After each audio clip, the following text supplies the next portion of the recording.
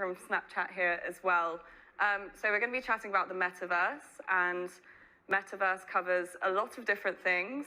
We don't know if it's going to be one world or lots of worlds, but it's clear that people are spending more time in virtual spaces and living more of their lives online.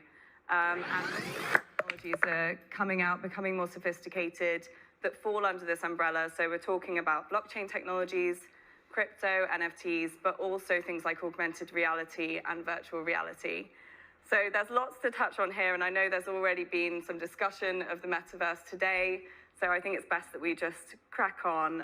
But just a reminder, if you want to submit any questions virtually, you can do so, and I will be opening up to the audience afterwards. So I'll just start by introducing our panel. So we have Ed Orbin, who's the head of European luxury goods at Morgan Stanley, Charlie Cohen, who's the founder of Restless, Joffrey Perez, who's the head of global luxury at Snapchat, and Owen Whelan, who's chief financial officer at The Fabricant. So if we just start with you, Ed, if you can just give us a bit of a picture of the market and why luxury brands would even want to get involved in the metaverse. Yeah, hi, thank you, Cristina. Hi everyone. So there are plenty of practical application, and we're going to talk about it during this panel about at some point.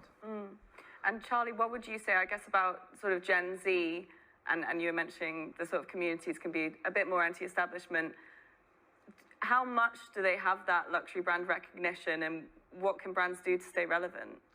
I think there's definitely, coming into it. In wallets, what's going to accelerate that adoption? I do think there's a bit of a race for getting people on wallets. I think marketing is going to be focused at them, so I'd love to hear more about that.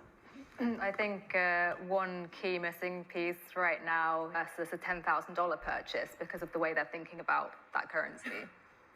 That's a really good point. And there's so much more to discuss here.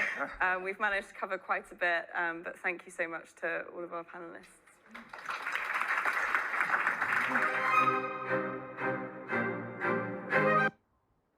Hello and welcome back to day 2 of the Future Cities Americas. Thank you so much for joining us yesterday and for coming again today.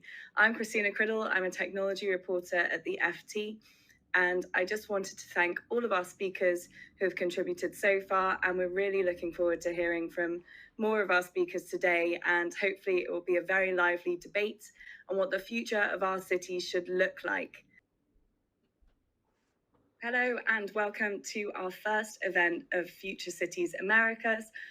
We have our keynote speaker here. He's called Stephen Goldsmith, Derek Bock Professor of the Practice of Urban Policy and the Director of the Data Smart City Solutions Program at the Harvard Kennedy School. Previously, he was Deputy Mayor of New York and the Mayor of Indianapolis, and he was also Chief Domestic Policy Advisor to George W. Bush in his campaign in 2000. Thank you and welcome, Stephen. I just want to highlight your work at Data Smart City Solutions, which is a project that highlights how local governments can use technology and data analytics to build that into the infrastructure. And that's what we're looking at today, how to use intelligent infrastructure. So can you please explain to us what is meant by intelligent civil infrastructure? Sure, thanks, and nice to be with you today on this important subject. Let me just start first by kind of emphasizing your introduction about the importance of the moment, particularly in U.S. cities, but also around the world, as a massive amount of infrastructure money is about to. This is the chance and time to change. All lots of positives. And we have one final question from our audience, if you're happy to answer it, Stephen. Do you think cities are prepared to make the most of the federal funding? Are cities doing enough to plan for the use of infrastructure bill funding? This is a no, but it's not because the cities are doing anything wrong.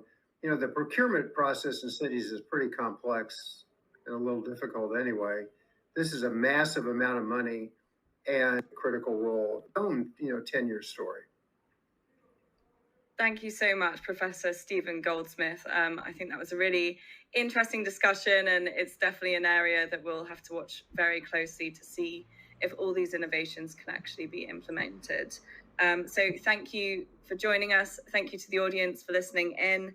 And we will be back shortly with a panel on how can public transit reinvent its business model and the needs of the modern citizen.